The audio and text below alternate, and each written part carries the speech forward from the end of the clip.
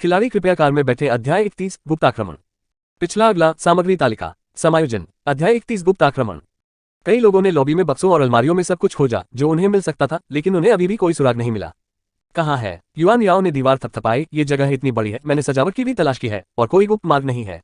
दरअसल पूरी इमारत हुई शब्द के आकार में है और बीच में को अक्षर अपेक्षाकृत छोटे क्षेत्र में है। अन्य स्थानों की तुलना में यहाँ हेरफेर करना आसान है, लेकिन चार दीवारों काउंटर के पीछे की सजावट को छोड़कर अन्य स्थानों पर एक तस्वीर भी नहीं लटकी हुई है और खटखटाने पर यह ठोस है, इसलिए इसकी कोई संभावना नहीं है गुप्त कमरे और गुप्त मार्ग। ये सजावट ठीक नहीं है। हुआंग जुंजी काउंटर के पीछे घूमे, उभरे हुए गोलठोस लकड़ी के ब्लॉक को थप्पड़ मारा और उसे जोर से दबाया। केवल एक क्लिक सुनने के लिए गोलठोस लकड़ी उछल गई और उसके पीछे एक दो स्तरीय जगह थी। जमीन वहां थी। यह एक चलयमान तख्ता है और जब इसे खींचकर अलग कर दिया जाता है तो यह जमीन की ओर जाने वाली एक सीढ़ी बन जाती है। ये पता चला कि वह दरवाजा दबा रहा था और बाय लंबे समय से उस पर सजावट उठा रही थी। युआन याओ का चेहरा गर्म था। हुआंग जुंजी ने अपना सिर घुमाया और जू वो से पूछा, नीचे जाओ और देखो। वे तीनों एक के बाद एक सुरंग के नीचे चले गए। जैसे ही बाहर का लकड़ी का दरवाजा बंद हुआ, फू एरदाई और लियू युआन एक तरफ से बाहर आए। मुझे पता था कि हुआंग जुंजी जू नाम के उस बच्चे से फुसफुसा रहा था, शायद इसलिए क्योंकि उसने कुछ देखा था। अमीर दूसरी पीढ़ी ने फुसफुसाया और थोड़ी देर बाद लकड़ी का दरवाजा खोला। उन दोनों के जाने के बाद हाबिल भी उधर से निकला और उसके पीछे पीछे सुरंग में चला गया।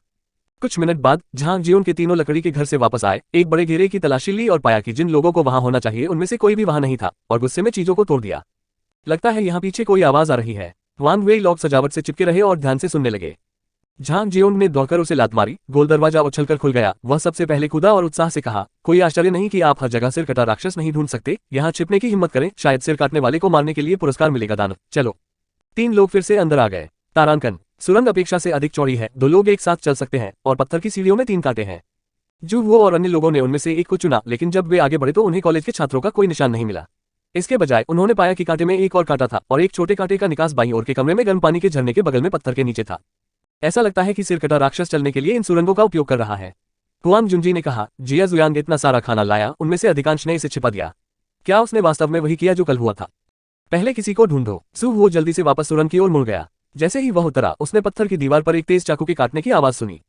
आवाज का पीछा करते हुए वह भागा और कोने को मुड़ते ही हाबिल से टकरा गया। तुम यहाँ क्यों हो? हुआंग जुंजी ने अपना चाकू निकाला। मुझे गलत मत समझो। हाबिल ने तेजी से अपना हाथ लहराया। मैं सुश्री लियू और अन्य लोगों के बाद नीचे आया। मुझे नहीं पता था कि यहाँ कांटा जुड़ा हुआ था। मैं भटक गया था और यहाँ तब आया जब मैंने आवाज सुनी। जू वो ने उसे नजरअंदाज कर दिया और अगले कांटे में प्रवेश कर गया। जब टॉर्च विपरीत दिशा में चमकी तो उसने सबसे पहले एक लंबी काली छाया को चमकते हुए देखा और फिर उसने कॉलेज के छात्र की लाश को दीवार के खिलाफ झुकते हुए देखा। उसका सिर पहले ही अलग हो चुका था। यहाँ खून के धब्बे हैं। हाबिल ने अपनी आंख के कोने से जमीन की ओर देखा और सुरंग के दूसरी ओर खून के दो स्पष्ट धब्बे जा रहे थे। जल्दी करो और पीछा करो। हुआंग जुंजी ने अनुसरण करने का बीड़ा उठाया। खून के धब्बों का पीछा करते हुए कई लोग दो बार मुड़े और अप्रत्याशित रूप से उनके पैरों के नीचे कुछ लात मारी और एक गेंद अंधेरे में आगे की ओर लुढ़क गई। हुआंग जुंजी के रोंगटे खड़े हो गए। केवल उसे ही नहीं, युआन याओ ने भी लात मारी। नहीं, बिल्कुल नहीं। टॉर्च की रोशनी जमीन पर चमकी और तीन मानव सिर जमीन पर बिखरे हुए थे। कुछ खून के धब्बे सूख रहे थे और कुछ रह गए थे। अभी अभी लात लगने के कारण सिर दीवार से टकराया, जिससे दीवार पर खून का धब्बा रह गया। सिर की ओर देखते हुए जूवो ने भौहें चढ़ा दी और पूछा, जब आप अभी नीचे आए थे तो क्या वांग वेई और तीनों वापस आए थे? शब्दों के गिरने से पहले उसे महसूस हुआ कि कोई उसके पीछे आ रहा है और इससे पहले कि उसके पास प्रतिक्रिया करने का समय होता, उसका गला एक पतले तार से घोंट दिया गया था और उसे जमीन से उठा दिया गया था। हाबिल, जिससे पूछा जा रहा था, बोलने ही वाला था, लेकिन जब उसने अपना सिर घुमाया तो उसने टॉर्च गिरते हुए देखा और जूहो, जिसके पैर हवा में लटके हुए थे, एक लंबी काली छाया से घिरा हुआ था और वापस उड़ गया। उसने हार से क्रॉस को फाड़ दिया और उसे गोली मार दी, लेकिन कुल्हाड़ी से वह खुल गया। हुआंग जुंजी ने टॉर्च उठाए और पूरी सुरंग को रोशन कर दिया। उसके पैर नहीं हैं। युआन याओ ने अपना सिर पकड़ लिया और जमीन पर लौटने ही वाला था। वह सिर काटने वाले को फिसल जाने देना चाहता था, लेकिन जब उसने नीचे देखा तो पाया कि काले लिबादे के नीचे कुछ भी नहीं था। यह देखकर कि लोगों को इस सुरंग से बाहर निकाला जाने वाला था, जूहो, जिसे हवा में उठाया जा रहा था, ने अचानक अपने पैरों को दीवार से टकराया और अपना सिर पीछे की ओर कटे हुए राक्षस के मुखौटे पर दे मारा। प्लास्टिक सामग्री से बना मुखौटा धड़ाम से जमीन पर गिर गया और जूहो भी सिर कटे राक्षस के हाथों से बच गया। उसने अपनी गर्दन पर लगे खून को छुआ और सिर कटे हुए राक्षस का सामना करने लगा, जिसका केवल एक शरीर हवा में तैर रहा था। हुआंग जुंजी के तीनों ने उनका पीछा किया, अपने हाथों में तेज कुल्हाड़ी के साथ गतिहीन काले लिबादे को घूरते हुए। उनकी खोपड़ी सुन्न हो गई। बिना सिर या पैर वाला सिरकटा दानव वास्तव में एक इंसान नहीं है। भगवान वास्तव में भूत होते हैं। काय करते। चारों ने सिरकटे राक्षस का सामना किया। अचानक जमीन पर गिरा मुखौटा उड़कर सिरकटे राक्षस के पास पहुंच गया और उसने उसे वापस अपने सिर पर रख लिया। उसी समय उसने अपना हाथ उठाया, जूवो ने अपना खंजर निकाला और उसे ऊपर फेंक दिया। जब धातु चिंगारी से टकराए और एक दूसरे से टकराए तो एक जलता हुआ लाइटर सुरंग के पार उड़ गया और फिर जूवो ने अपने हाथ में दूसरा लाइटर खोला। जलना। लाइटर काले लिबादे से टकराकर जमीन पर गिर गया। चिंगारी बिल्कुल भी नहीं जली। मेरी तरफ देखो। हाबिल ने जूवो को एक तरफ धकेल दिया और हवा से उसके हाथ में एक बड़ा क्रॉस दिखाई दिया। उसकी भुजाएं सूज गईं और उसने क्रूस पकड़ लिया और उसे कटे हुए राक्षस की ओर फेंक दिया। क्रॉस ने कुल्हाड़ी पर प्रहार किया, लबादा एक निश्चित दूरी तक पीछे हट गया और 2 हाथ वाली कुल्हाड़ी वापस जमीन पर दब गई। ये काम करता है। अन्य 3 लोगों की आंखें चमक उठी और वे आगे बढ़ने ही वाले थे, लेकिन उन्होंने देखा कि भारी और विशाल क्रॉस अचानक फोम के टुकड़े में बदल गया और वजन कम हो गया और सिर कटा हुआ दानव आसानी से दूसरी तरफ सड़क पर उड़ गया। वे चारों कुछ देर के लिए स्तब्ध रह गए और पीछा करने लगे, लेकिन कांटे पर काले लिबादे का कोई निशान नहीं था और उसी समय दूसरी ओर से आ रही थी। यह आप लोग हैं। झांग जियोन जल्दी से पीछे हट गया। मैंने जिया जुयान का शव देखा। क्या तुमने ये किया? नहीं, हाबिल ने कहा। हम पर भी सिर कटे राक्षस ने हमला किया था और हम उसका पीछा कर रहे हैं। पीछा करने वाली टीम 4 लोगों से 5 लोगों में बदल गई, साइड रोड में घूम गई और 5 लोग 7 या 9 लोगों में बदल गए, लेकिन सिर कटे राक्षस का अभी भी कोई निशान नहीं था। मुझे लगता है कि इसकी तलाश न करना ही बेहतर है, हुआंग जुनजी ने सांस लेते हुए कहा। वह चीज मायावी है और सुरंग इतनी अंधेरी है कि हमें यह भी नहीं पता कि वहां कितनी सुरंगें हैं। यह उसे ढूंढने का कोई तरीका नहीं है इस कदर। पहले लाश को ऊपर उठाओ। जू वो ने खोज जारी रखने की योजना नहीं बनाई थी, ये समय की बर्बादी थी। लोगों का एक समूह जिया जुयान के शरीर और अन्य 2 सिरों को वापस जमीन पर ले आया और उन तीनों को एक साथ रख दिया। कम से कम उन्होंने एक पूरे शरीर को एक साथ रखा। छोटी जिया बहुत बुरी तरह मर गई। जिया जुयान के शरीर को देखते हुए वांग वे इसे सहन नहीं कर सके और कहा, आप बहुत लापरवाह हैं। आप जानते हैं कि सिर कटे हुए राक्षस से निपटना आसान नहीं है। भले ही आपको उसके निशान मिले, आपको इंतजार करना चाहिए। आइए हम सब एक साथ आएं और शुरुआत करें। खिलाड़ी कृपया कार में बैठे। अध्याय 32 दिखाएं। पिछला अगला सामग्री तालिका। समायोजन। अध्याय 32 प्रकट हुआ। हम जिया जुयान की तलाश कर रहे हैं, हुआंग जुनजी ने भावुक होकर कहा। कौन जानता था कि हम सिर कटे हुए राक्षस से मिलेंगे।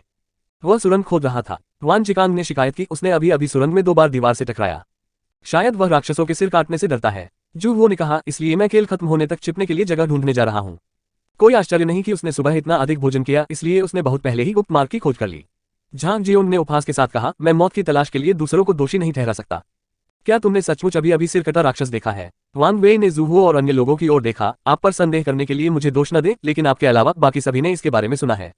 क्या अभी आपसे झूठ बोलना संभव है? युआन याओ ने गुस्से में कहा, मेरे भाई जू की गर्दन को देखो, उसका लगभग गला घोंट दिया गया था और उससे अभी भी खून बह रहा है। ये सच है, ये सच है। हाबिल जल्दी में बोला और थोड़ा भ्रमित हुआ। उसका न तो सिर है और न ही पैर, और वह उड़ता है। उसके पास इतनी ताकत है कि वह उसे रोक नहीं सकता।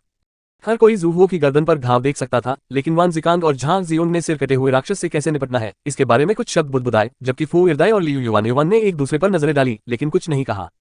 सुरक्षा की दृष्टि से हुआंग जुनजी ने सुझाव दिया कि सभी लोग घर में ही रहें और दूसरों को कोई आपत्ति न हो, एक साथ बैठे और अंधेरा होने का इंतजार करें।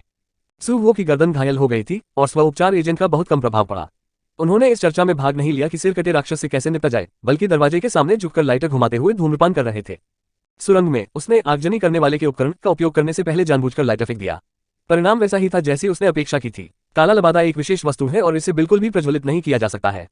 सिर कटा दानव लंबा प्रतीत होता है, लेकिन उसका सिर हटाने और उसके पैरों पर चुटकी काटने के बाद वह एक सामान्य पुरुष की ऊंचाई से बहुत अलग नहीं है। हालांकि जब उसका गला घोंटा गया तो वह सिर कटे दानव के शरीर को छू नहीं सका, लेकिन उसे यकीन था कि लिबादे के अंदर एक शब्द था। किसी ने, बाद में हाबिल ने उसे बड़े क्रॉस से पिन करके इसे साबित कर दिया। जो खिलाड़ी उस समय उपस्थित नहीं हुए उनमें फुएडाई, लियू युवान, झांग जियोन, वान जिकांग और वांग वेई शामिल थे। उनमें से वह भी थे जिन्होंने सिर कटे राक्षस की भूमिका निभाई थी। एक एक करके 5 लोगों को देखते हुए जब वह लियू युवान के चेहरे पर गिरी तो उसकी अभिव्यक्ति अचानक भयभीत हो गई। वह अचानक उठ खड़ी हुई, गेट की ओर इशारा किया और चिल्लाया, सिर कटा दानव। सू वो ने तुरंत अपना सिर घुमाया। ठीक उसी समय उसने देखा कि एक काली छाया दरवाजे से अंदर आ रही है और लॉबी में झूमर को गिरा रही है। कांच चटक कर बिखर गया और खिलाड़ियों में भी हड़कंप मच गया। अफरा तफरी में झांग जियोन को चिल्लाते हुए सुना गया, मुझे डर है कि तुम सफल नहीं होगे। सिर कटे राक्षस का पीछा करते हुए वह जमीन पर गिर गया और सांप की तरह दाहिनी ओर गलियारे में प्रवेश कर गया। झांग जियोन के मुके से सिर कटे दानव को घायल होते देख हुआंग जुनजी ने आशा जगाई, जल्दी करो, उसे भागने मत दो। कई लोग एक के बाद एक बाहर निकले। जू वो ने पीछे पीछा किया। झांग जियोन को अतिथि कक्ष से बाहर गोदाम की ओर भागते देखा। कई लोगों के सामने तेजी से आया। हाबिल को रोका जो एक बड़ा क्रॉस ले जा रहा था। पीछा मत करो। क्यों? हाबिल बोला और उसके हाथ का क्रूस फिर से झाग में बदल गया। कई लोगों की भावहीन निगाहों के नीचे उसने शर्मिंदगी से अपने बल खुजलाए, यह मेरा प्रॉप फॉल्स क्रॉस है। उपयोग की समय सीमा तय नहीं है। मुझे नहीं पता कि यह कितने समय तक चल सकता है।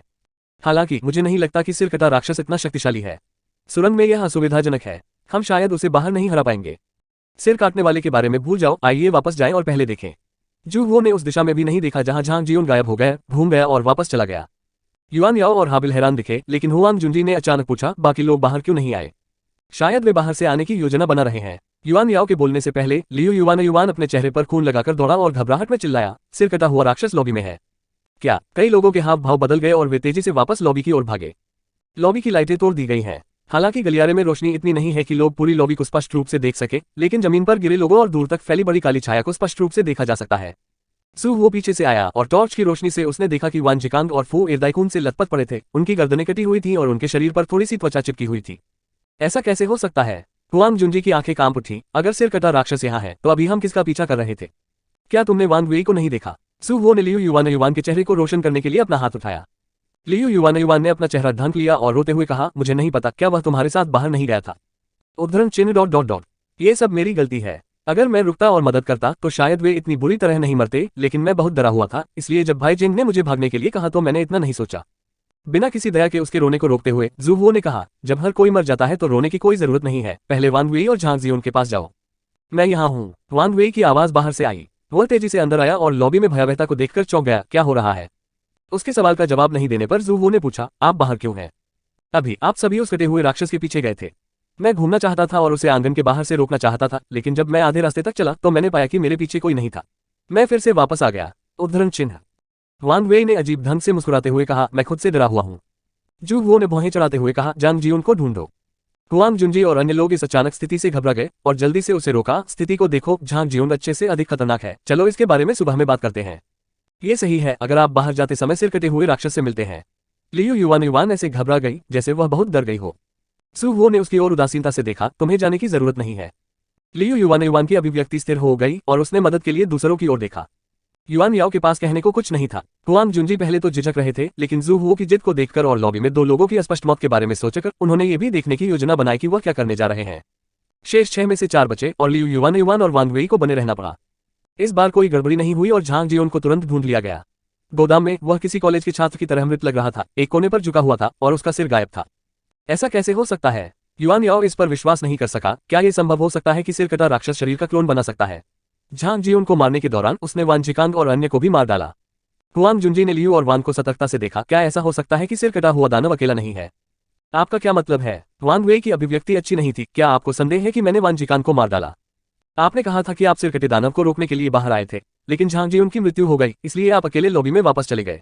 सुरंग की शुरुआत में सिर कटे दानव की उपस्थिति बहुत प्रभावशाली थी, इसलिए उसे थोड़ी देर के लिए उम्मीद नहीं थी कि उस समय सभी खिलाड़ी सुरंग में थे और वे एक ही समय में मौजूद नहीं थे। किसी ने पहले जिया जुयान की हत्या की और फिर समय रहते उनके खिलाफ साजिश रची। इसके बारे में बोलते हुए, खेल का कार्य हमारे सिर की रक्षा करना है। हमारे पक्ष का मतलब स्वयं खिलाड़ियों से नहीं है, बल्कि अधिक संभावना सामान्य खिलाड़ियों से है। दुश्मन और हम दोनों, यदि कोई सामान्य खिलाड़ी शिविर है तो सिर कलम करना चाहिए राक्षस शिविर। तो आप और लियू युवान सिर कलम करने वाले शिविर से संबंधित हैं। खिलाड़ी कृपया कार में बैठे अध्याय 33 सामना करें। पिछला अगला सामग्री तालिका समायोजन अध्याय 33 टकराव खून का छिड़काव। वांग वेई ने गुस्से में दहाड़ते हुए कहा, यदि आप ये कहना चाहते हैं तो मैं अभी भी कह सकता हूं कि झांग जियोन को आपने मार डाला था। आप में से 4 हैं, क्या किसी को मारना आसान नहीं होगा? क्या तुम पागल हो? अगर हम सिर कटे राक्षस के साथ हैं तो भाईजू अभी भी घायल होंगे। युआन याओ ने जवाब दिया। कौन जानता है कि आप स्वयं निर्देशन और अभिनय कर रहे हैं? वांग वेई ने लियू युवान से संपर्क किया। अब हमें बाहर कर दिया गया है, क्या आप उन पर विश्वास करते हैं या मुझ पर? लियू युवान ने उन्हें आगे पीछे देखा और कुछ सेकंड के बाद वह पीछे हट गई और खुद को सभी से दूर कर लिया। मुझे नहीं पता कि आप में से कौन सच कह रहा है और कौन सा नहीं। मैं बस मिशन तक जीना चाहती हूँ, खत्म हो गया है। वांग वेई की आंखें तेजी से चमकी, लेकिन जब उन्होंने अपना सिर घुमाया तो उनका चेहरा आक्रोश से भर गया। मैं तुम हत्यारों के साथ नहीं रहूंगा। वह जाने ही वाला था कि जू हो, जो झांग जियोन के शरीर के बगल में बैठा था, खड़ा हुआ और कर्कश आवाज में बोला, अगर आप सोचते हैं कि आप केवल इसका फायदा उठाकर आसानी से स्तर पार कर सकते हैं तो आप बहुत गलत हैं।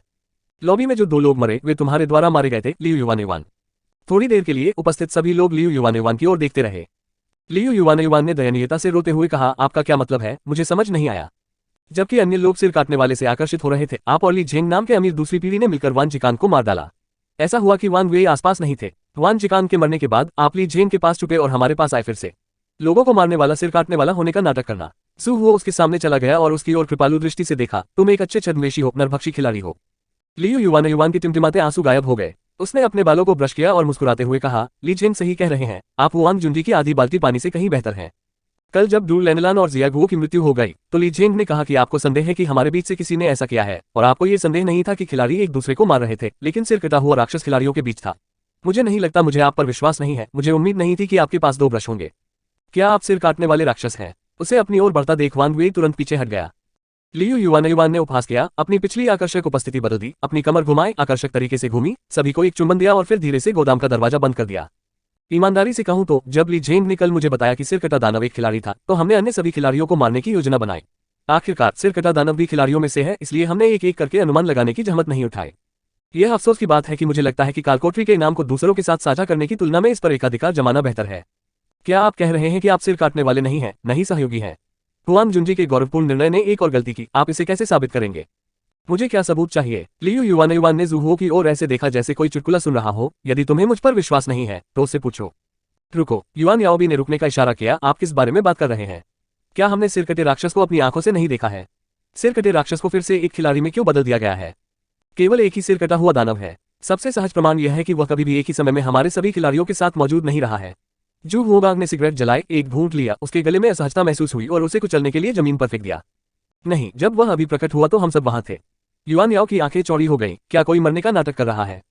हुआंग जुनजी ने अपना माथा थपथपाया। अभी जब सिर कटा राक्षस प्रकट हुआ तो उसके शरीर से कुछ गायब था। युआन याओ को समझ नहीं आया, इसलिए हाबिल को अचानक एहसास हुआ, यही कुल्हाड़ी है। ये सही है। जू वो ने सिर हिलाया। सिर कटे राक्षस के लिबादे के नीचे कोई होना चाहिए, लेकिन झांग जियोन द्वारा मारा जाने के बाद और उसकी कार्रवाई की मुद्रा एक खाली लिबादे के करीब है। वह लिबादा प्रॉप्स की मदद से अंदर आता है और लाइट बंद होने के बाद चला जाता है। इसका उद्देश्य खिलाड़ियों को तितर बितर करना है। जहां तक सामान की बात है, उसने अपनी गर्दन पर खून के धब्बे की ओर इशारा करते हुए कहा, ये पतले स्टील के तारों या तारों जैसा कुछ होना चाहिए जो वास्तविक लोगों की तरह काम करने के लिए पर्याप्त लचीले नहीं है। हुआंग जुनजी ने हमला होने के बाद कुल्हाड़ी वापस पाने के लिए भी इस सहारा का इस्तेमाल किया। इससे साबित हो सकता है कि सिर कटा राक्षस एक खिलाड़ी है, लेकिन इसका मतलब यह नहीं है कि अन्य खिलाड़ी उसके साथी नहीं है। हुआंग जुनजी ने गहराई से भौहें चढ़ाई। जू वो ने मुस्कुराते हुए कहा, अन्य खिलाड़ियों की पहचान बताने की कोई जरूरत नहीं है। दानव, तुम मिशन को जल्दी खत्म कर सकते हो। फिर सिर काटने वाला राक्षस कौन है? युआन याओ ने घबराकर निगल लिया। सू वो ने अपनी आंखें घुमाई और बोलने ही वाला था कि लियू युआन ने अचानक उसे रोक दिया। एक मिनट रुके, पहले मुझे बताएं, आपने अभी जो कहा उससे आपका क्या मतलब है? मुझे नहीं पता कि आपने कैसे निष्कर्ष निकाला कि मैंने वान जिकांग और ली जेन को मार डाला, लेकिन मैं सभी खिलाड़ियों को मारने के बाद स्तर को पार क्यों नहीं कर सकता? सभी खिलाड़ी मर चुके हैं, जिसका मतलब है कि सिर कटा राक्षस भी मर गया है। मैं स्तर साफ करना चाहिए। वहां लकड़हारा एक खिलाड़ी है, सू वो ने स्पष्ट रूप से कहा। हुआंग जुनजी गड़गड़ाहट की तरह था। क्या वह एक खिलाड़ी है? वो एक ऐसा खिलाड़ी है जिसने पिछले कालकोटरी खेलों में स्तर को पार नहीं किया है। सू वो ने उनके द्वारा पूछी गई जानकारी का सारांश देते हुए कहा, वह खेल के अंत तक बिना स्तर पार किए जीवित रहने में सफल रहे। उनके बाद के खेलों में कुछ खिलाड़ी अकेले भी बच गए। खेल के अंत में सीमा शुल्क निकासी भी विफल रही। तो यह ऐसा ही है। लियू युआन की आंखें चमक उठी। तो आप निश्चित हैं कि भले ही आप अन्य सभी खिलाड़ियों को मार दें, फिर भी आप स्तर पार नहीं कर पाएंगे। वह बोलते हुए अचानक हंस पड़ी। मुझे अब भी लगता है कि आप एक अच्छे इंसान हैं। यदि आप लोगों को मारकर स्तर पार कर सकते हैं तो मुझे डर है कि आपने ऐसा बहुत पहले ही कर लिया होता। सू वो ने उसकी ओर उदासीनता से देखा। आप लोगों को मारते हैं क्योंकि आपके पास पर्याप्त दिमाग नहीं है, इसलिए आप केवल लोगों को मार सकते हैं। हंसी अचानक रुक गई और लियू युआन का चेहरा ठंडा हो गया। तुम होशियार हो, तो मुझे बताओ कि सिर काटने वाला कौन है? उसे मारने के बाद मैं तुमसे निपटूंगा। सू वो ने हुआंग जुनजी और उन तीनों की ओर रुख किया। देखिए, वह खुद को साबित कर सकती है। हुआंग जुनजी ने लियू युआन की ओर देखा जो एक जटिल अभिव्यक्ति के साथ गुस्से से काम रहा था। हालांकि उसने इसके लिए नहीं कहा था, फिर भी आपको इतनी स्पष्टता से नफरत भड़काने की कोई जरूरत नहीं है। हाँ, वांग वे, जो काफी समय से चुप थे, अचानक हंसे। उन्हें घूरते हुए कहा, आखिरकार तुम लोग मुझ पर संदेह करते हो। ये सही है। सू वो ने उसकी ओर देखा, रुका और पूछा, अन्य खिलाड़ियों के आने से पहले आप पहले ही विला में प्रवेश कर चुके हैं? हुआंग जुनजी और अन्य नुकसान में थे और वांग वे ने अपनी आंखें मूंद ली। मैं वास्तव में विला में पहुंचने वाला पहला व्यक्ति हूँ। हॉट स्प्रिंग विला में पहुंचने वाले पहले खिलाड़ी का गेम मिशन बदल जाएगा और प्रॉप्स कटे सिर वाले दानव को द्वार पर रखा जाएगा। आप इसका अनुमान भी लगा सकते हैं। ऐसा लगता है कि हुआंग जुनजी को मारने वाला पहला व्यक्ति मुझे नहीं बल्कि आपको होना चाहिए। हुआंग जुनजी, जिसका नाम रखा गया था, क्रोधित हो गया। नई और पुरानी शिकायतें उभर आईं और उसके हाथ में एक बांस का चाकू दिखाई दिया। इस तरह के जानलेवा पागल के लिए मैं उससे और क्या कह सकता हूँ? उसे मार डालो। वांग वे ने उपहास किया। ड्रू लेनलान, जियागो, जिया जुयान, झांग जियुन, मैंने 4 खिलाड़ियों की विशेषताएं और सहारा प्राप्त कर लिया है। क्या आपको सच में लगता है कि आप मुझे जीत सकते हैं? खिलाड़ी कृपया कार में बैठे। अध्याय 34 अनुमान लगाएं। पिछला अगला सामग्री तालिका समायोजन। अध्याय 34 अनुमान। खिलाड़ी को मारे गए खिलाड़ी की विशेषताएं बिल्कुल भी नहीं मिल सकती। लियू युआन ने मोर्चा संभाला और कहा, आप झांसा दे रहे हैं। आप एक नरभक्षी खिलाड़ी हैं और एक नरभक्षी खिलाड़ी में कोई विशेषता नहीं होती है। बेशक आप अन्य खिलाड़ियों की विशेषताएं नहीं पा सकते हैं। हर कोई पहले परीक्षण के लिए ट्रेन से उतर गया है, इसलिए शायद आपके पास कुछ सहारा नहीं है। लियू युआन की क्रोधित आंखों को नजरअंदाज करते हुए वांग वे की आंखें जू हो के चेहरे पर चिपक गईं। अकेले कालकोटरी मिशन को पूरा करना असंभव है। अब आपके पास 5 लोग हैं। हताहतों की संख्या बढ़ाने के बजाय हमारे पास करने के लिए कुछ नहीं है। चुपचाप 5वें दिन तक प्रतीक्षा करें। क्या ये बेहतर नहीं है? हुआंग जुनजी, जिन्होंने पेशेवरों और विपक्षों पर ध्यान केंद्रित किया था, थोड़ा हिल गए और उन्होंने अवचेतन रूप से जू हो की ओर देखा। तुम्हें मेरी परीक्षा लेने की जरूरत नहीं है, सू वो ने कहा। भले ही आप खिलाड़ी को मार भी दें, आपको विशेषताएं नहीं मिल सकती। एकमात्र विरासत जो विरासत में मिल सकती है वह है पैसा और सहारा। ये सच है कि आप अकेले स्तर पार नहीं कर सकते। सबसे आसान तरीका ये सुनिश्चित करना है कि एक ही समय में कई खिलाड़ी उदाहरण के अंत तक जीवित रहें। लेकिन आपने ये भी कहा था कि जब आप कार से उतरे थे तो शायद कुछ जिन खिलाड़ियों को आपने मारा उनके पास कोई सहारा ही नहीं था। वो मुस्कुराया। सबसे कठिन हिस्सा खत्म हो गया है। भव्य पुरस्कार पैकेज हमारे सामने है। ये थोड़ा जोखिम लेने लायक है। वांग वे को उम्मीद थी कि जू हो को मूर्ख बनाना इतना आसान नहीं होगा, इसलिए उन्होंने युआन याओ और अन्य 3 की ओर देखा। क्या आप भी ऐसा सोचते हैं? उन तीनों ने बात नहीं की। वांग वेई ने उपहास किया और लियू युवान ने युवान से कहा, यदि आप मुझे मार देंगे तो आपको कोई लाभ नहीं मिलेगा और वे आपके साथ अगला व्यवहार करेंगे। लियू युवान ने कंधे उचकाए, मुझे परवाह नहीं है, कालकोठरी का इनाम मेरे लिए अधिक आकर्षक है। आप इतना कुछ कहते हैं इसलिए नहीं कि आप डरते हैं। जैसे ही उसने बोलना समाप्त किया, वह पिंजरे से बाहर निकले जानवर की तरह वांग वेई की ओर दौड़ पड़ी। वांग वेई बगल में चकमा दे गए, उनके चेहरे पर 3 खून के धब्बे खरोंच गए, उनकी मांसपेशियां उनके मांस और खून के दर्द से हिल गईं, और तेज धार से बचने के लिए कुछ कदम पीछे हटने के बाद उन्होंने हवा में पकड़ लिया और एक काला लबादा लपेट लिया हवा और उसके शरीर को ढकने के लिए मुड़ गया। लेकिन इससे पहले कि वह खुद को लबादे में छिपा पाता, जू वो अचानक बगल से बाहर निकला और फावड़े से उसे जमीन पर गिरा दिया, उसे पकड़ो। हाबिल और युआन याओ, जो करीब से पीछा कर रहे थे, ने उसके एक पैर को गले लगाया और जबरन वांग वेई को लबादे के नीचे से खींच लिया। हालांकि बाकी लोग बाहर आ गए, एक हाथ ने लबादे को कसकर पकड़ रखा था और तीनों पक्षों ने एक दूसरे को देखा। हुआंग जुंजी, जो मौके का इंतजार कर रहा था, ने बांस के चाकू को दोनों हाथों से पकड़ लिया और उसकी छाती और पेट पर वार कर दिया, लेकिन जैसे ही उसने अपना हाथ उठाया, उसकी गर्दन के चारों ओर एक बहुत पतली चांदी और काली धातु की तार फंस गई और उठाया। बांस का चाकू जमीन पर गिर गया। हुआंग जुंजी ने धातु के तार को खींचने के लिए संघर्ष किया, लेकिन तार के दोनों सिरों पर कोई कनेक्शन नहीं था, जैसे कि हवा में बढ़ रहा हो। जैसे ही वांग वेई की तर्जनी और तारांकन पार हो गई, यह अचानक अपने आप पार हो गया और कस गया। हुआंग जुंजी की गर्दन पर बहते खून की एक रेखा थी। सू वो ने अपनी आंखें घुमाने के लिए उस आदमी की ओर देखा जिसका गला घोंटा गया था। उसने लिबादे पर कसकर कदम रखा, आगजनी करने वाले का उपकरण निकाला और उसे खोला और पी लिया। जान। काले लिबादे की आड़ के बिना वांग वेई के कपड़ों पर हवा से आग की 3 गुच्चियां भड़क उठी और एक पल में आग की लपटें बड़ी हो गईं। अकारण आग ने वांग वेई को परेशान कर दिया। फिलामेंट में हेरफेर करने के बजाय उसने हाबिल और युआन याओ को लात मारी, पलटा और जू वो को मारा। मूल रूप से दोनों के बीच अभी भी दूरी थी, लेकिन इस समय वांग वेई के हाथ में एक काला बिजली का डंडा दिखाई दिया और उसमें से निकलने वाले विद्युत प्रवाह ने उसकी बाहों को लपेट लिया। इसे शुरू करना असंभव हो गया। सू वो ने अपनी आंखें मूंद ली और जाने देने में झिझक रहा था। लियू युवान अचानक एक तरफ से दौड़े और इंसुलेटिंग दस्ताने पहने हुए दोनों हाथों से वांग वेई की बाईं बाह को दबाया। एक क्लिक के साथ बिजली का डंडा जमीन पर लुढ़क गया। उसने बिजली का डंडा उठाया और भाग गई, जबकि जू वो और हुआंग जुंजी, जो अभी अभी उठे थे, ने उसी समय चाकू निकाला और क्रमशः वांग वेई की कलाई और पिंडली पर वार कर दिया। इस समय वांग वेई का पूरा शरीर जल रहा था और आग उसकी बर्दाश्त से बाहर थी। उसे काला लबादा छोड़ना पड़ा, दोनों को पीछे हटने के लिए मजबूर करने के लिए सिर काटने वाले राक्षस की कुल्हाड़ी लहराई और फिर उनसे दूरी बनाए रखते हुए वहीं पर लुढ़क गया। जैसे ही वह उठा, हाबिल एक बड़ा क्रॉस लेकर आया। वांग वेई ने बमुश्किल इसे कुल्हाड़ी से रोका, लेकिन उसे दीवार में गिरा दिया गया। उतरने के बाद उसने खून की उल्टियां की और बेतहाशा अपने कपड़े फाड़ डाले। एक विकासवादी की काया के लिए धन्यवाद। हालांकि उसके शरीर की त्वचा जल गई थी, लेकिन ये घातक हद तक नहीं थी। हालांकि झुलसे हुए कपड़े का पिघला हुआ हिस्सा मांस से चिपक गया और इसे अब जबरन नहीं फाड़ा जा सकता था। इसे केवल ठंडा होने दिया जा सकता था। पके हुए मांस की गंध से गोदाम भर गया। गुडुम, लियू युवान ने निगल लिया। साहसिक कार्य इसके लायक है। सू वो ने अपने हाथ में काला लबादा उठाया। केवल 10 सेकंड की टकराव में न केवल सिर काटने वाला दानव वांग वेई लाभ प्राप्त करने में विफल रहा, बल्कि उसने काले लिबादे पर अपनी सबसे बड़ी निर्भरता भी खो दी और एक और सहारा खो दिया। यहाँ तक कि हाबिल के बड़े क्रॉस वन कॉर्नर से उसके हाथ में मौजूद कुल्हाड़ी भी गिर गई और उनकी तरफ से क्षति पूरी तरह से नगण्य है। जोर से हाँफते हुए वांग वेई ने जू वो को घूर कर देखा। उसकी आंखों में नफरत लगभग सार में बदल सकती थी। वह इसका पता नहीं लगा सका। आप इतने आश्वस्त क्यों हैं कि सिर कटा हुआ राक्षस एक खिलाड़ी होना चाहिए? हॉट स्प्रिंग विला में हमेशा सिर कटे राक्षस की अफवाहें रही हैं। हर किसी को ये सोचना चाहिए कि यहाँ एक सिर कटा हुआ राक्षस है और मैंने जो प्रमाण दिया है, आप उस पर विश्वास क्यों नहीं करते? चूंकि तुम चतुर हो, तुम्हारी चतुराई से गलती हुई। युआन याओ ने अधीरता से कहा, क्या असली सिर कटा हुआ दानव अभी भी उन छोटी चालों का उपयोग करता है? सिर्फ इसी वजह से वांग वेई ने आवाज उठाई। केवल उसे ही नहीं, हुआंग जुंजी और अन्य लोगों को भी समझ नहीं आया, विशेषकर हुआंग जुंजी को।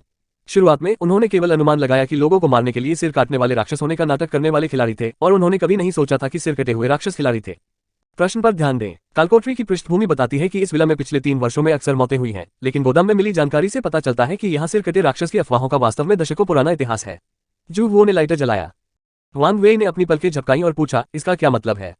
इन सामग्रियों में मुख्य बिंदु यह है कि पहले मरने वाले लोगों का उल्लेख नहीं किया गया है, लेकिन पिछले 3 वर्षों में मारे गए लोगों का एक निश्चित पैटर्न है, जिसमें लगातार सिर खोना या लगातार अंग अधूरा होना शामिल है।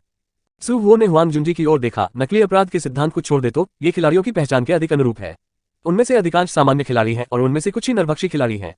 तो इस वजह से है हाथ पैरों की कमी। अगर लाश को खा लिया जाए तो क्या सिर कटे राक्षस की पहचान आसानी से सामने नहीं आ जाएगी? युआन याओ बड़बड़ाया।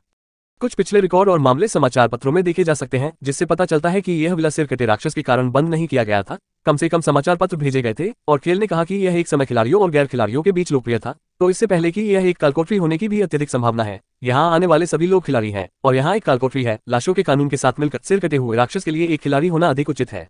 तो ये कालकोठरी दशकों पहले शुरू हुई थी। हाबिल आश्चर्यचकित था। हम सब यहाँ पहली बार आए हैं, ये कैसे संभव है? ये संभव है। हुआंग जुंजी ने कुछ सोचा, उसका चेहरा भूरा हो गया। क्या लकड़हारा सिर्फ एक फंसा हुआ खिलाड़ी नहीं है? खिलाड़ी कृपया कार में बैठे। अध्याय 35 निकासी। पिछला अगला सामग्री तालिका। समायोजन अध्याय 35 क्लियरेंस। हम सभी ने पहली बार इस घटना में भाग लिया था, इसलिए हमने स्वाभाविक रूप से पृष्ठभूमि को नजरअंदाज कर दिया और केवल यही सोचा कि सिर काटने वाला राक्षस एक निश्चित मालिक था। हमने कभी नहीं सोचा था कि इसमें अन्य जानकारी छिपी हुई थी। उन्हें लगा कि वे इस खेल के सबसे शुरुआती खिलाड़ी हैं। खेल में उल्लिखित 3 साल सिर्फ एक पृष्ठभूमि कहानी थी, जैसे वे सीधे तौर पर लकड़हारे को एनपीसी मानते थे। उन्होंने सोचा भी नहीं होगा कि यह जगह बहुत पहले एक कालकोठरी थी और यह एक बंद कालकोठरी भी थी। किसने अनुमान लगाया होगा कि यह स्थान दशकों से एक कालकोठरी स्थल रहा है और यहाँ अभी भी अज्ञात खिलाड़ी रह रहे हैं। लियू युवान के अहंकारी रवैये ने बहुत संयमित किया। ये लकड़हारे का भी धन्यवाद है, युआन याओ ने कहा, अन्यथा हमें पता नहीं चलता कि बचा हुआ अंतिम व्यक्ति स्तर पार नहीं कर सका। वह चमकती आंखों के साथ जू हो की ओर दौड़ा। भाई जू, हम अच्छे दोस्त और भाई हैं, ठीक है, चलो नंबर बदल दें, या यदि आप नंबर नहीं बदलते हैं तो एक सोशल अकाउंट जोड़ें। सू हुओ ने उसका चेहरा दबाया और उस व्यक्ति को दूर धकेल दिया। फिर वांग वेई की ओर मुड़ा। अपनी छोटी छोटी हरकतें फिर से करें और सुनिश्चित करें कि सिर काटने वाला राक्षस एक खिलाड़ी है। तो फिर तुम्हें उस पर शक क्यों नहीं होता? वांग वेई ने गुस्से में लियू युवान की ओर इशारा किया। बेशक मुझे इस पर संदेह था, सू हुओ ने हल्के से कहा, क्या आपने अभी उन्मूलन विधि नहीं की? वांग वेई के पास कहने के लिए कुछ नहीं था। वह कुछ देर तक कांपते रहे, फिर अचानक उदास होकर हंसे। मैं आपसे मिलने के लिए दुर्भाग्यशाली था, लेकिन इस घटना को इतनी आसानी से समाप्त करने के बारे में मत सोचो। उसने अपनी उंगली उठाई और एक धागा जो इतना पतला था कि उसे ढूंढना आसान नहीं था, हवा से जूहो के बगल में दिखाई दिया। धागे का रंग पिछले वाले से थोड़ा अलग था और ऐसा लग रहा था कि इसे पर्यावरण की मदद से छिपाया जा सकता है, लेकिन धातु के धागे की रोशनी द्वारा लाए गए हल्के निशान को पकड़ा जा सकता है। फिर से आओ। वह आगे बढ़ा और पतले धागे को पकड़ लिया, लेकिन वह नहीं चाहता था कि धागा फिसलन भरा हो और वह हथेली से फिसलकर युआन याओ की ओर तैर गया। यह उसके लिए नहीं है। सू हुओ ने युआन याओ को लात मारने के लिए अपना पैर उठाया, लेकिन पतली रेखा ने हुआंग जुंजी पर हमला नहीं किया जो उसकी ओर आ रहा था, बल्कि उसके कान के पास से गुजरा और हाबिल की ओर उड़ गया जो पीछे था। हाबिल जल्दी से पीछे हट गया और विशाल क्रॉस उसके हाथ में फिर से दिखाई दिया। उसने इसे कई बार हवा में लहराया, लेकिन न केवल कोई खास प्रभाव नहीं पड़ा, बल्कि क्रॉस द्वारा बनाए गए फोम से चकाचौंध हो गया और अगले ही सेकंड में पतले धागे की चपेट में आ गया। इसे ऊपर उठाओ। हुआंग जुंजी और युआन याओ मदद के लिए दौड़े। वे मूल रूप से उसे उठाना चाहते थे और उसे फिलामेंट से बाहर ले जाना चाहते थे, लेकिन उन्हें उम्मीद नहीं थी कि यह हाबिल की गर्दन पर बढ़ता हुआ प्रतीत होता है, और जैसे जैसे लोग ऊपर जाते गए यह ऊपर बढ़ता गया। यह मेरा प्रॉप सर्वव्यापी स्ट्रिंग है, ये कहीं भी बढ़ सकता है, आप उसे लटकते हुए देखने के अलावा कुछ नहीं कर सकते। वांग वेई हंसे और बेतहाशा कहा, लेकिन चिंता मत करो, मैं तुम सभी को एक एक करके मार डालूंगा। उपस्थित कई खिलाड़ियों के चेहरे डूब गए और वांग वेई पर बहुत सारे अजीब प्रॉप्स थे। उसके प्रॉप्स का इस्तेमाल एक ही व्यक्ति पर 2 बार नहीं किया जा सकता। हुआंग जुंजी, जाओ। सू हुओ ने अपनी आवाज उठाई और फिर अपनी एड़ी को 2 बार थपथपाया और वह व्यक्ति तुरंत मौके से गायब हो गया। उसकी गति इतनी तेज थी कि उसने लगभग हवा में ही एक बात की छवि खींच ली। वांग वेई, जो एक सेकंड पहले शांत थे, ने अचानक अपना चेहरा बदल लिया। इससे पहले कि उसके चेहरे की मुस्कान फीकी पड़ जाए, उसने जू हुओ को अपने सामने खड़ा देखा। वांग वेई चिल्लाया और अपने बाएं हाथ की ओर देखा। 4 अंगुलियां और आधी हथेली काट दी गई। उसकी तरफ से नियंत्रण का स्रोत गायब हो गया और हाबिल भी दूसरी तरफ गिर गया। हुआंग जुंजी ने बांस के चाकू से पतले धागे को लपेटने की कोशिश की, लेकिन असफल रहे। वह केवल पतले धागे को फिर से वांग वेई की ओर उड़ते हुए देख सकता था। सू हुओ, सावधान रहें, लाइन वापस आ गई है। हुआंग जुंजी की याद सुनकर जू हुओ ने पीछे मुड़कर नहीं देखा। उसने घूमती हुई कुल्हाड़ी को रोक दिया, वांग वेई को लात मारकर वापस दीवार पर गिरा दिया, घूम गया और एक पीतल का लाइटर लिया और वॉली फिलामेंट को काटा, दोनों सिरों को पकड़ा और लगातार कई बार मारा। उसने इसे लाइटर के साथ हुआंग जुंजी पर फेंक दिया। यह देखकर कि उसके मूल प्रॉप्स को वैसे ही लूट लिया गया था, वांग वेई ने दहाड़ लगाए और जू हुओ से लड़ने के लिए अपनी कुल्हाड़ी को जोर से घुमाया। दुर्भाग्यवश उसकी गति बरकरार नहीं रह सकी और वह फिर से घायल हो गया। काले लिबादे के बोनस के बिना गुआंग ये कौशल के बिना हैकिंग है और यह किसी को भी नुकसान नहीं पहुंचा सकता है। सू हुओ ने युआन याओ को एक आंख मारी और वह जानबूझकर वहां से खिसक गया। मरना मरना मरना, वांग वेई की दहाड़ गोदाम में गूंज उठी। सू हुओ शांत दिख रही थी और उसने उसका बिल्कुल भी सीधा सामना नहीं किया। वह स्लैश से बचते हुए पीछे हट गया। मुंह खोले, क्या आप जानना चाहते हैं कि मैं वस्तु की कमजोरी कैसे देख सकता हूं? वांग वेई की हरकतें अवचेतन रूप से स्थिर हो गईं। इस समय युआन याओ ने अचानक उसकी बांह पकड़ ली और उत्साह से चिल्लाया, भाईजू, ये करो। वांग वेई का चेहरा बदल गया और यह महसूस करने में बहुत देर हो गई कि उसे मूर्ख बनाया गया था और एक चाकू तुरंत उसके दिल में घुस गया। सू हुओ ने शांति से उस आदमी को देखा जो उसे उभरी हुई आंखों से घूर रहा था, आगे बढ़ा और एक कदम पीछे हटने से पहले कुल्हाड़ी उठाई, जिससे वह जमीन पर घुटनों के बल बैठ गया। जिस क्षण वांग वेई की मृत्यु हुई, उपस्थित सभी खिलाड़ियों के कानों में एक आवाज गूंजी। उन सभी खिलाड़ियों को बधाई जिन्होंने सिरकटे दानव कालकोठरी को सफलतापूर्वक पार कर लिया। चून की कालकोठरी जल्दी समाप्त हो गई और सिरकटे राक्षस का एक साथ शिकार किया गया और उसे मार दिया गया। सभी खिलाड़ियों को न केवल कार्य पूरा होने की डिग्री के अनुसार इस कालकोठरी के लिए पुरस्कार मिलेगा, बल्कि विला के मालिक से संयुक्त रूप से 100,000 युआन भी प्राप्त होंगे, एक इनाम और एक विशेष सहारा।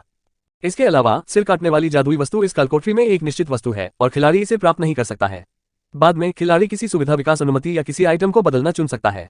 नोट, जिन खिलाड़ियों को ये प्रतिस्थापन पुरस्कार मिलेगा उनका चयन खिलाड़ियों के वोटों से किया जाएगा। इस इंस्टेंस प्लेयर की कार्य पूर्णता रेटिंग निम्नलिखित है। खिलाड़ी पासर बी ए, क्लास बी। तलवार देखने के लिए नशे में धुत खिलाड़ी, डी ग्रेड। आप प्लेयर प्रोग्रामर को नहीं समझते, डी लेवल। खिलाड़ी का देवताओं में विश्वास, ई रैंक।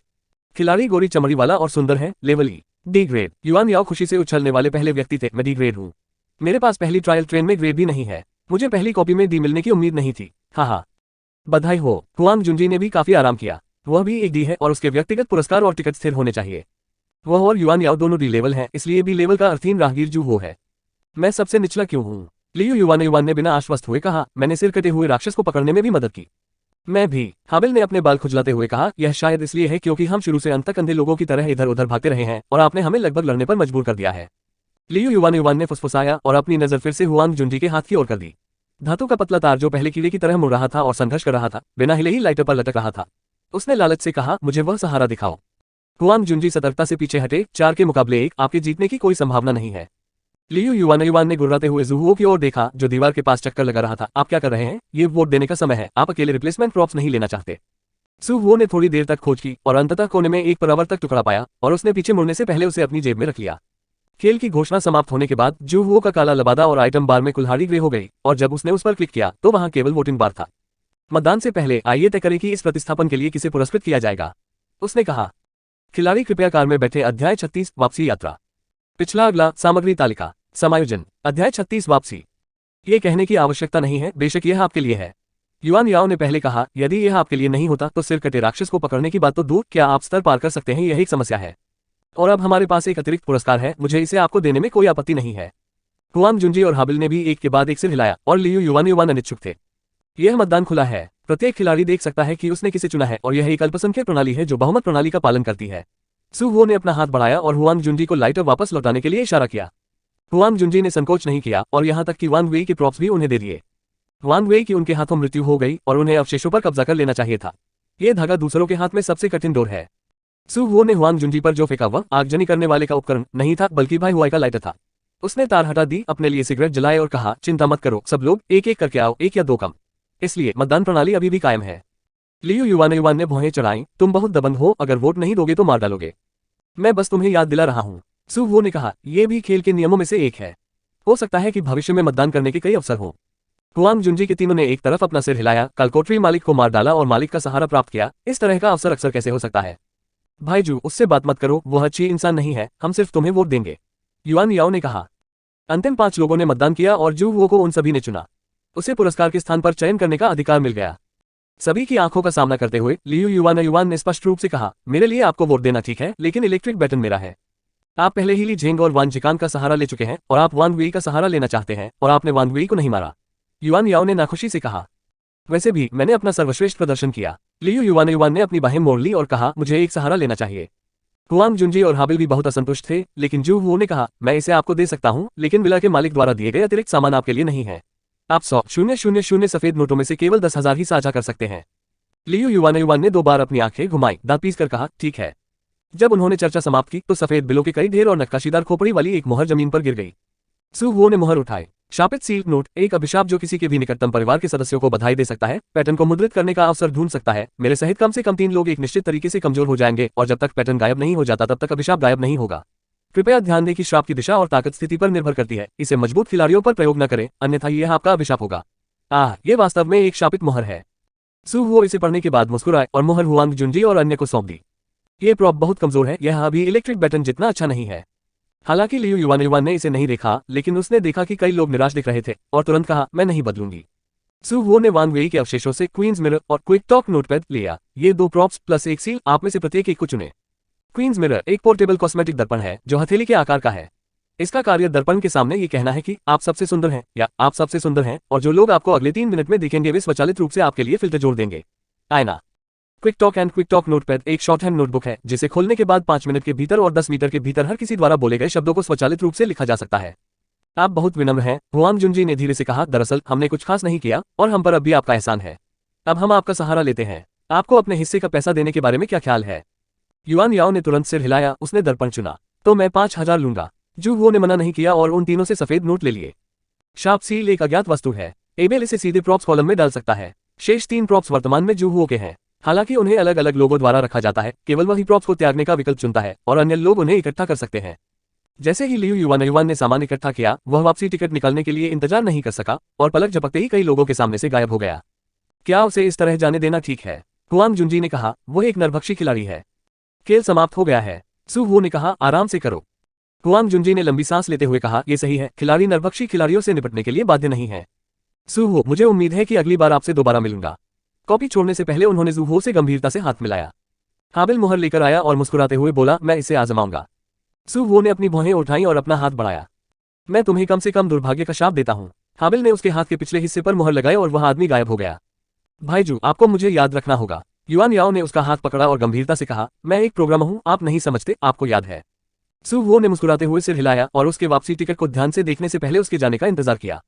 हालांकि यह टिकट के समान सामग्री से बना है, इस पर केवल एक क्रमांक है, E27014।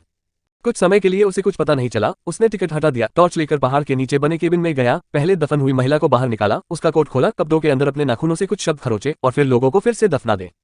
अपनी पतलून पर गंदगी झाड़ने के बाद वह सामने फलों के जंगल में गया और अपने कंधों से लड़ने के लिए बेरोन का एक गुच्छा तोड़ लिया। तभी उन्होंने रिटर्न टिकट का इस्तेमाल किया।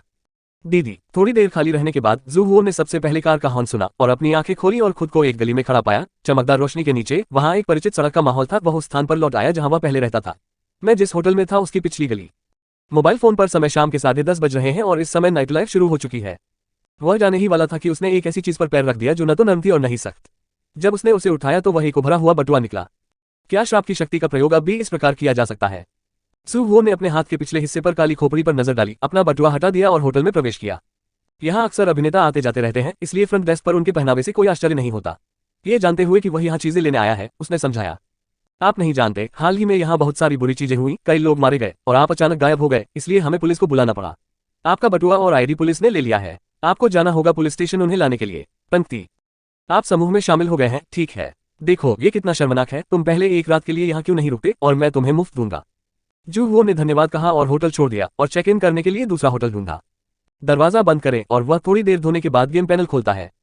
खिलाड़ी पासर बी एको सिरकटे दानव कालकोटरी को सफलतापूर्वक पार करने के लिए बधाई। इस कालकोटरी के दौरान आपके प्रदर्शन को 20 स्तरीय उत्कृष्टता का दर्जा दिया गया था। आपके पास एक बार पुरस्कारों का आदान प्रदान करने का विकल्प है।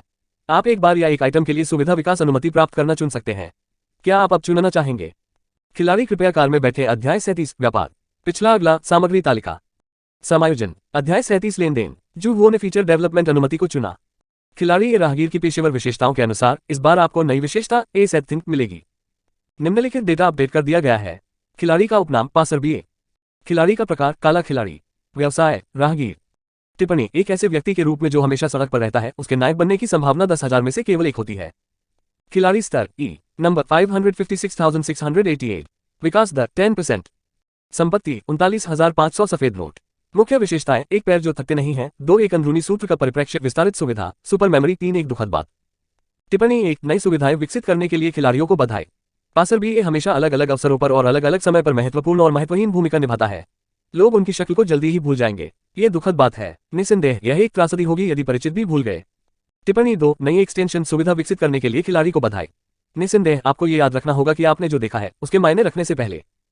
प्रॉप्स, एक आगजनी करने वाले का उपकरण, 2 सुपर रनिंग जूते, 3 बारिश या बारिश बेल्ट, 4 उत्तोलन गुब्बारा, 5 सर्वव्यापी तार। ध्यान दें, ये हवा सहित कहीं भी लटक सकता है और अपने आयतन और वजन से 100,000 गुना अधिक वजन वाली चीजों को उठा सकता है, लेकिन इसे अधिकतम 3 मीटर तक ही खींचा जा सकता है और किसी भी वस्तु पर केवल एक बार ही इस्तेमाल किया जा सकता है। 6 2 रंग का रूबिक क्यूब। टिप्पणी, इसे किसी भी रूप में खोला जा सकता है और जो आप वर्तमान में गायब है उसे दिखाने की 10% संभावना होगी, लेकिन जितना अधिक आप इसे खोलेंगे आश्चर्य का स्तर उतना ही कम होगा। फिर भी इसे अभी भी सरप्राइज मैजिक बॉक्स कहा जाता है।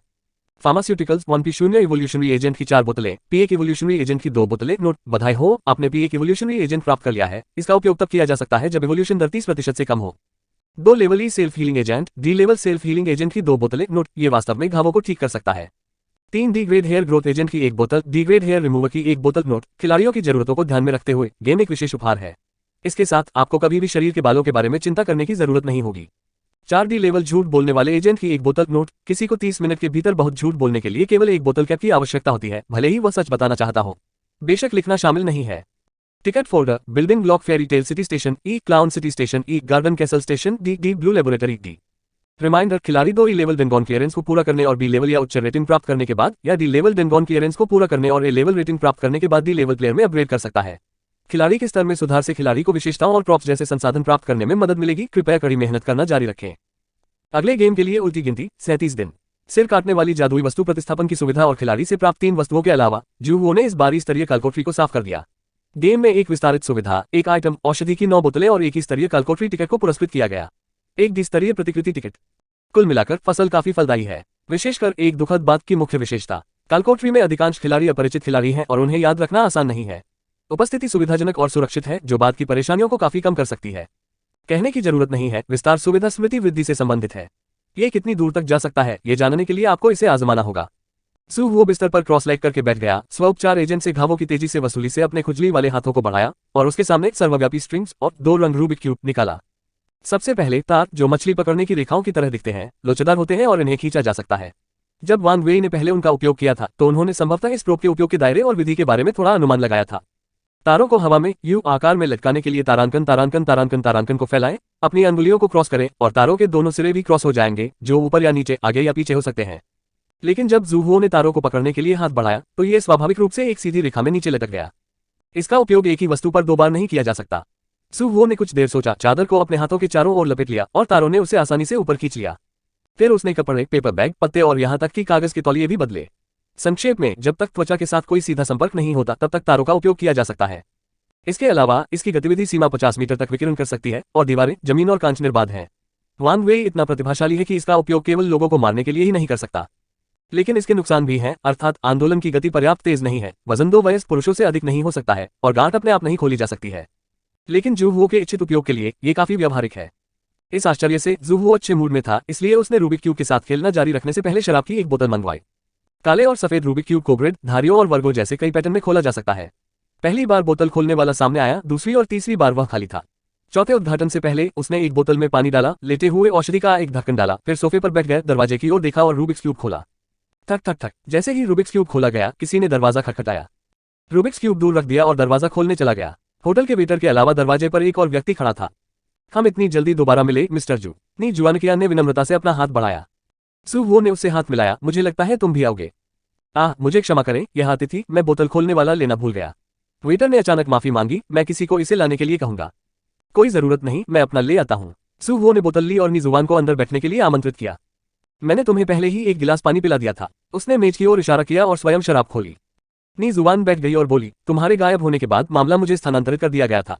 तुम्हारी चीजों को एक प्रक्रिया से गुजरना होगा और उन्हें कल सुबह वितरित किया जा सकता है। क्या आपने पहली प्रति देख ली है? आपके शोध संस्थान में बहुत सारे आईलाइनर हैं। सू वो ने सीधे बोतल से शराब पी, उसके सामने जाकर खड़ा हो गए। क्या होटल के फ्रंट डेस्क ने आपको बुलाया था? सरकारी कार्यों में सहयोग करना एक नागरिक का कर्तव्य है। नी जुबान मुस्कुराए।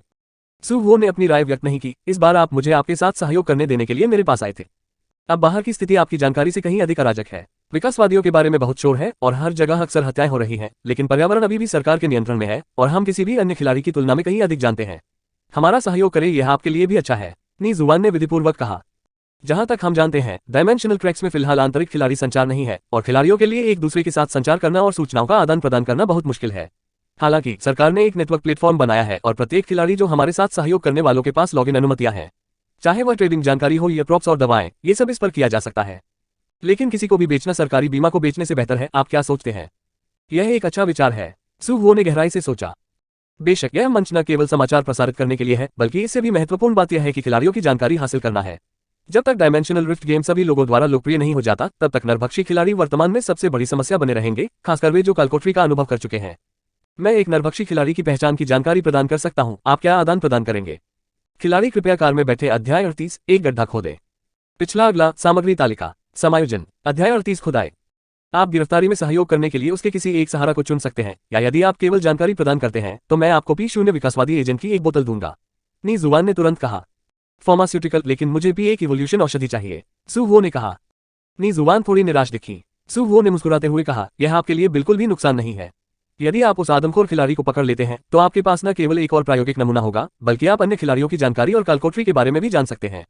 नी जुबान ने अपनी भौहें ऊपर उठाई, ये जानते हुए कि वह खुद से कालकोटरी की स्थिति का खुलासा नहीं करेगा। हालांकि वह निराश था, फिर भी यह स्वीकार्य था।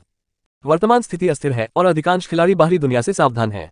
सू वो जैसे किसी व्यक्ति के लिए सक्रिय रूप से सामने आना और शांति से शर्तों पर बातचीत करना अपेक्षाकृत अच्छा माना जाता है। वह पहले कुछ खिलाड़ियों के संपर्क में आया था। कुछ इतने उत्तेजित थे कि वे पागल हो गए थे। अगर वे कुछ शब्द नहीं बोल पाते तो वे दूसरों पर अंधाधुंध हमला कर देते थे। कुछ इतने आत्मा उत्साहित थे कि उन्होंने सोचा कि वे उनके साथ सख्त हो सकते हैं। राज्य मशीन, या उन्होंने भागने की कोशिश की, भले ही वे पकड़े गए। इसे पकड़ो और सहयोग करने से इनकार कर दो। वास्तव में उन्होंने किसी देश की ताकत और आपदाओं के सामने उसके साहस को कम करके आंका। सरकार उन्हें उनकी क्षमताओं और संसाधनों से वंचित करने के बजाय उनका जोर शोर से संवर्धन करेगी। आखिरकार कुछ ही खिलाड़ी हैं और पूरे देश को उनकी जरूरत है। अब विशेष मामलों के ब्यूरो की स्थापना हो चुकी है और सरकार कर्मियों की भर्ती कर रही है। सभी पहलुओं में स्थितियां अच्छी हैं। यदि आपका ऐसा इरादा है तो आप किसी भी समय मुझसे संपर्क कर सकते हैं। मुझे इसके बारे में सोचने दें। सु वो को लियू युवान युवान की उपस्थिति, उच्चारण और कुछ छोटे विवरण लिखने के लिए एक कलम और कागज मिला। नी जुआन ने देखा कि वह अभी भी उसके बगल में एक साधारण रेखाचित्र बना रहा था और उसे लगा कि वह अभी भी इसके लिए लड़ सकता है। यह एक अच्छी शुरुआत है। मुझे उम्मीद है कि हम भविष्य में और अधिक सहयोग कर सकते हैं और मैं आपके सर्वोत्तम अधिकारों के लिए भी लड़ सकता हूँ। सु वो ने कागज को ऊपर धकेला और शराब की बोतल उठाई। अच्छा सहयोग करें। आप खेल प्रतियों के बारे में कितना जानते हैं? नी जुआन ने पानी का गिलास उठाया और एक घूंट लिया। हमारे पास अब तक बहुत सारी जानकारी है, आप हम पर भरोसा कर सकते हैं। क्या आप विकासवादी के विकास सिद्धांत को जानते हैं? जू वो ने बोतल नीचे रख दी। बेशक, विशेषज्ञ समूह पहले से ही इस क्षेत्र में प्रयोग कर रहा है और यह जल्द ही विकासवादी की खाने की इच्छा को दबाने में सक्षम होगा। नी जुआन ने बिना सोचे उत्तर दिया। यदि आप लंबे समय तक विकासवादी एजेंट नहीं लेते हैं तो क्या इसका कोई परिणाम होगा? नहीं, विकास औषधि विकासवाद के सभी प्रकार के दोषों को पूरी तरह से हल कर सकती है। इससे पहले कि वह बोलना समाप्त करता, नी जुआन ने भौहें चढ़ा ली। उसने अपना मुंह कसकर बंद कर लिया। पहले जू वो पर नजर डाली और फिर उसकी नजर पानी के गिलास पर पड़ी। मुझे उम्मीद नहीं थी कि तुम इतनी जल्दी इस पर ध्यान दोगे। सु वो ने क्षमा मांगते हुए मुस्कुराते हुए कहा, मुझे क्षमा करें, मैं बस औषधि के प्रभाव को आजमाना चाहता था और ऐसा हुआ कि आपने इसे मेरे दरवाजे पर पहुंचा दिया। नी जुआन ने उपहास किया और चली गई। नीचे जाने के बाद वह सड़क के किनारे एक वैन में बैठ गया। बातचीत ठीक चल रही है? उस सचिव से पूछा जिसने आखिरी बार जूहो को अपने साथ बुलाया था। नी जुआन ने अपना मुंह खोला और फिर से बंद कर लिया। जब उसने हाथ उठाया तो उसकी हथेली पर हेलो किट्टी कठपुतली थी। बिल्ली का मुंह खुला और बंद हुआ और एक इलेक्ट्रॉनिक बच्चे की आवाज निकली। मुझे उसके द्वारा धोखा दिया गया था, इसलिए मेरे लिए अब बात करना सुविधाजनक नहीं है।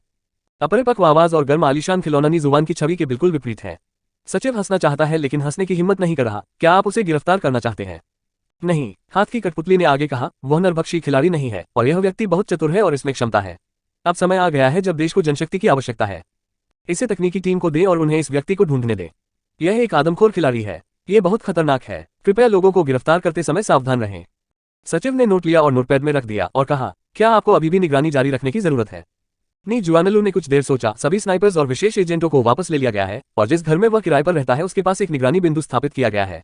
दिन में 24 घंटे बारीकी से निगरानी करने की कोई आवश्यकता नहीं है, बस पुष्टि करें कि अन्य लोग टिनचेन में हैं। उद्धरण चिन्ह। हाल ही में पूरे देश में बड़े पैमाने पर गायब होने और बड़े पैमाने पर अंधभंग के मामले सामने आए हैं। लापता और मारे गए लोग बूढ़े, कमजोर, महिलाएं और बच्चे हैं। उनमें से ज्यादातर में विकास की विशेषताएं नहीं हैं। हमारे पास टिनचेन में भी 2 मामले हैं। मुझे संदेह है कि यह कालकोटरी से संबंधित है। एक प्रति खोजने पर ध्यान केंद्रित करें। मैं समझता हूँ। सचिव ने सिर हिलाया। उसे दवा की यह बोतल और उसकी आईडी भेज दो और उसकी मेज पर रखे पानी के गिलास का नमूना लेने का तरीका ढूंढो। नी जुबान ने एल्यूमिनियम का बक्सा अपने पैरों पर उठाया और उसमें से नीले तरल की एक ट्यूब निकाली। सचिव आदेश के अनुसार चला गया लेकिन कुछ ही मिनटों में वापस आया। उसके चेहरे पर शर्मिंदगी के भाव थे। जब मैं गया था तो सभी कप धोए गए थे और उसने ये भी कहा था कि वह रहने के लिए जगह बदलना चाहता है। जब उसे कोई नया मिलेगा जगह, वह तुम्हें चलता फिरता भोजन खिलाएगा। नी जुबान की पलकें झपकी लेकिन उसने 1 सेकंड के लिए अपना गुस्सा दबा दिया। इसे भूल जाओ, मेरा खून निकालो। होटल के कमरे में नी जुबान और उसके लोगों को बर्खास्त करने के बाद जू वो ने विकासवादी एजेंट की ट्यूब को हिला दिया। ये सही था, ये भी एक विकासवादी एजेंट था लेकिन उसने अभी इसे लेने की योजना नहीं बनाई थी। विकासवादी एजेंट और उसके अनुक्रम पर खिलाड़ी की निर्भरता बहुत मजबूत है। इस तरह का टाइम बम एक ऐसी चीज है जिसे जब तक न पीना पड़े वह इसे पीना नहीं चाहता। औषधि रखने के बाद उसने अपना फोन उठाया। जब से वह अभी गेम से बाहर आया है उसका फोन वाइब्रेट हो रहा है। युआन याओ द्वारा योगदान किए गए दर्जनों मित्र अनुरोधों के अलावा कुछ टेक्स्ट संदेश और मिस्ड कॉल अनुस्मारक भी हैं।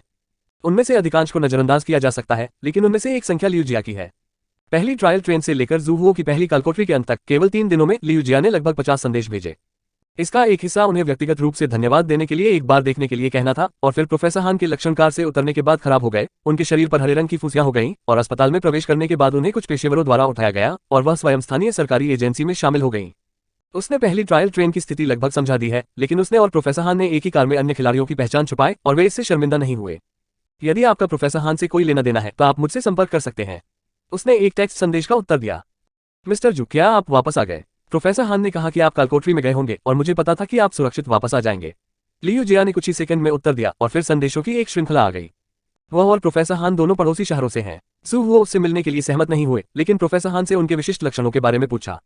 दरअसल कार से उतरने पर प्रोफेसर हान की हालत में सुधार हुआ लेकिन उनके बाद के लक्षण फंसे हुए खिलाड़ी के समान थे। शरीर की सतह पर फुंसी, कमजोरी और मांसपेशी शोष के लक्षण थे। विषया रोगाणु। क्या इसका मतलब यह है कि विकासवादी के शरीर में एक अज्ञात विषया रोगाणु है जो विकासवादी को मजबूत बनाता है लेकिन साथ ही यह विकास के लिए एक बड़ा छिपा हुआ खतरा भी पैदा करता है? विकास एजेंट में इसे रोकने का प्रभाव होता है, इसलिए इसका उपयोग लंबे समय से नहीं किया गया है। विषाक्त पदार्थ या रोगाणु एक निश्चित सीमा तक जमा हो जाते हैं और इसके बजाय शरीर को नष्ट कर देते हैं।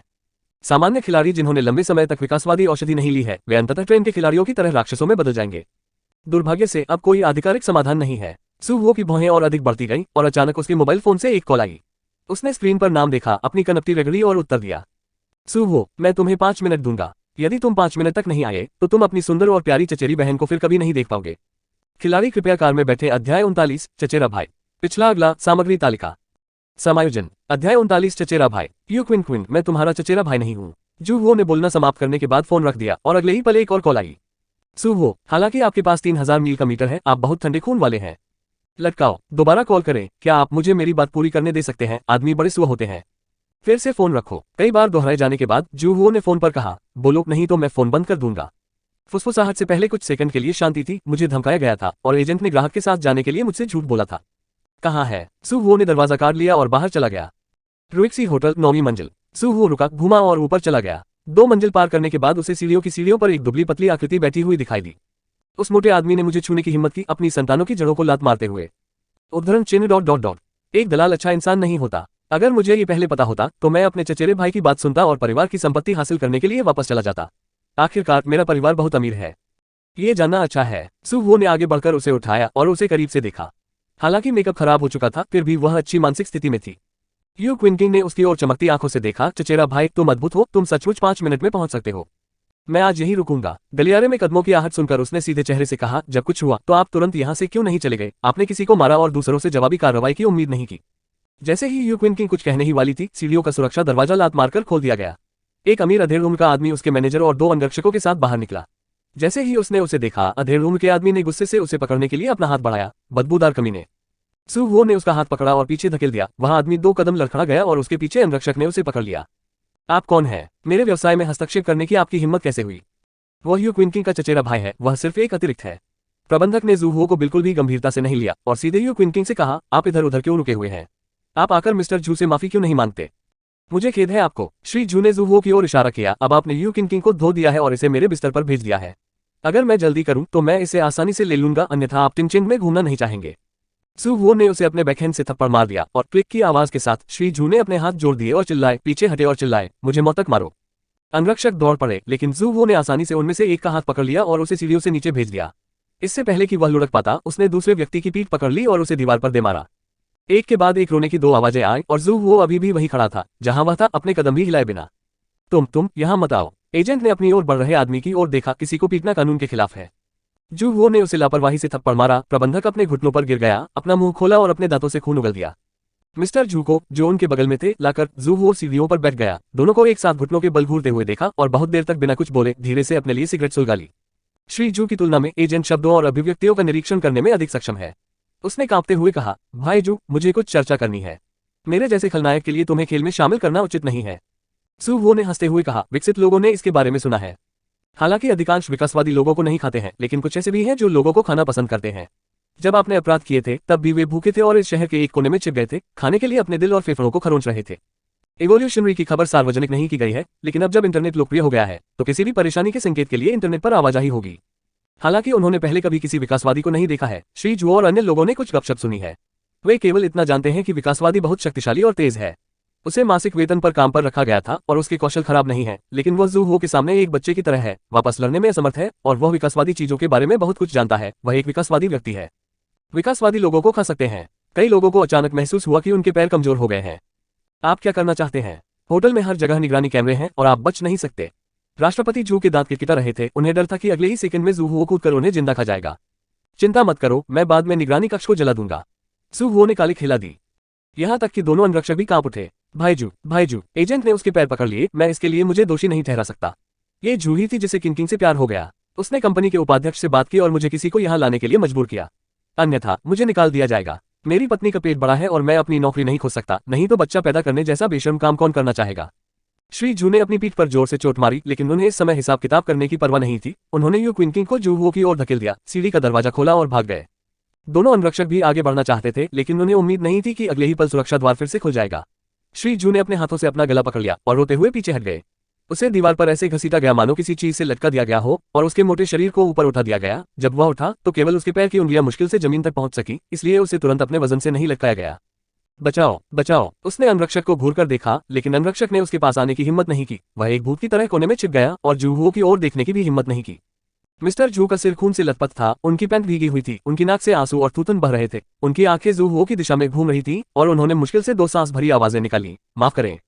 जू हुओ ने फिर अपना हाथ उठाया और उसे जाने दिया। मरे हुए सुअर की तरह जमीन पर पड़े आदमी को देखा और कहा, आमतौर पर कम बुरे काम करते हैं, अब ये पहले से अलग है। बोलने के बाद वह अपने एजेंट की ओर मुड़ा। यू क्विन किंग कल अनुबंध समाप्त कर देगा, क्या कोई समस्या है? एजेंट वापस होश में आया और उसने तुरंत कहा, कोई बात नहीं, मैं तुरंत अनुबंध तैयार करूंगा और कंपनी को तयशुदा हर्जाना न देने के लिए मनाऊंगा। सू वो ने सिर हिलाया और यू क्विन किंग को नीचे जाने के लिए बुलाया। अपने कमरे में वापस यू क्विन किंग सावधानी से दरवाजे के पास खड़ा हो गया। चचेरे भाई, क्या तुम्हें अब भूख नहीं लगी है? सू वो ने अपना सिर घुमाया और आधी मुस्कान के साथ उसकी ओर देखा। ये सही है, लड़कियों की गंध मध्यम आयु वर्ग के पुरुषों की तुलना में बहुत बेहतर होती है। यू क्विन किंग की खूबसूरत आंखें चौड़ी हो गई। भाई, हम रिश्तेदार हैं, खून पानी से अधिक गाढ़ा है। क्या आप जानते हैं कि ज़ोंबी फिल्मों में ताबूत से निकलने के बाद लाशें सबसे पहले अपने रिश्तेदारों का खून क्यों बहाती हैं? क्यों? क्योंकि खून पानी से अधिक गाढ़ा होता है, इसलिए यह अधिक स्वादिष्ट होता है। यू क्विन किंग ने राहत की सांस ली, अपनी छाती थपथपाए और कहा, यह बहुत अच्छा है, हमारे बीच खून का रिश्ता नहीं है। जाओ धुल लो और मैं अपॉइंटमेंट रद्द करने के बाद कल वापस आऊंगा। सू वो हल्के से मुस्कुराए।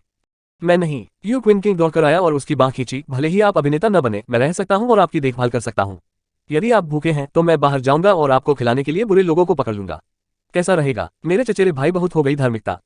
सू वो की अभिव्यक्ति थोड़ी बदल गई। उसने उसके कंधों को पकड़ लिया और उसे घुमा दिया और जोर से उसके कब्जों के पीछे के कॉलर को खींच लिया।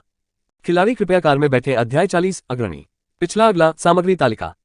समायोजन। अध्याय 40 पायनियर। चचेरे भाई, आप क्या कर रहे हैं? हम रिश्तेदार हैं। हालांकि मैं आपकी बहुत प्रशंसा करता हूं, लेकिन अगर आप मेरे साथ इतना अच्छा व्यवहार करना चाहते हैं तो मैं आपका सहयोग नहीं करूंगा। चुप रहो। सू वो ने उसके कंधों की जांच की। कोई नंबर नहीं। उसे अपने सामने रखते हुए उसने चाकू से अपनी हथेली काट ली और उसके सामने खून की धारा बहा दी। यू क्विन किंग ने आश्चर्य से उसकी ओर देखा। चचेरे भाई, मैंने तुम्हें कुछ दिनों से नहीं देखा है और तुम्हें खुद को नुकसान पहुंचाने का शौक विकसित हो गया है। जू वो ने राहत की सांस ली। ये ठीक है। क्या तुम्हें डर नहीं लगता कि मैं लोगों को खा जाऊंगा? यू क्विन किंग ने लापरवाही से कहा, मुझे विश्वास है कि आप मुझे चोट नहीं पहुंचाएंगे और वहां बहुत सारे लोग हैं, आपको परेशानी पैदा करने के लिए रिश्तेदारों को पकड़ने की जरूरत नहीं है ना?